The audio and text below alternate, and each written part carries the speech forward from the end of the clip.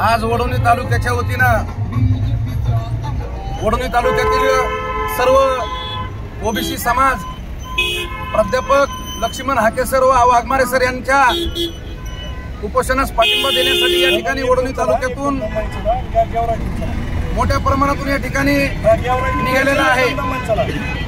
आपण पाहिलं असेल की तालुक्यातून 200 पेक्षा जास्त गाड्यांची भव्य रॅली काढून या ठिकाणी सर्व समाज बांधव या ठिकाणी उपोषणस्थळी आता अवघ्या काही वेळात या ठिकाणी दाखल होणार आहे। ज्या पद्धतीनं 7-8 दिवस गेली हाके सर उपोषण करतायत, परंतु गंभीर अशी दखल या ठिकाणी राज्य सरकार घेत नाहीये। तरी राज्य सरकारला आमचं आव्हान आहे की तात्काळ उपोषणाचा तोडगा या ठिकाणी काढावा, नसता भविष्यात सर्व ओबीसी समाज रस्त्यावर उतरून तीव्र आंदोलन करेल आणि भविष्यासाठी आपल्याला याची किंमत मोजावी लागेल।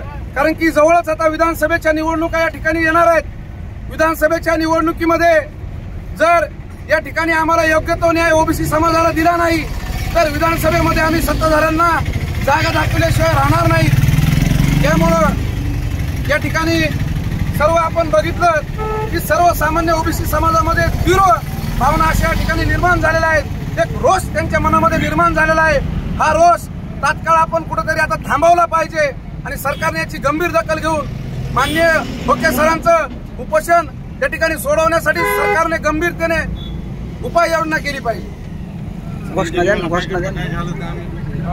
आज वडवणी तालुक्याच्या वतीने मोठ्या प्रमाणात ओबीसी समाज या ठिकाणी हाके साहेबांच्या उपोषणाला प्रचंड पाठिंबा देण्यासाठी रस्त्यावर उतरलेला आहे आणि हाके साहेबांच्या उपोषणाची दखल मुख्यमंत्र्यांनी स्वतः या ठिकाणी येऊन जर घेतली नाही तर येणाऱ्या काळामध्ये संपूर्ण महाराष्ट्रामध्ये ओबीसी समाज रस्त्यावर उतरल्याशिवाय राहणार नाही। ताफा आणि आज जवळपास 250 ते 300 गाड्याचा ताफा वडवणी तालुक्यातून या ठिकाणी आज भेटायला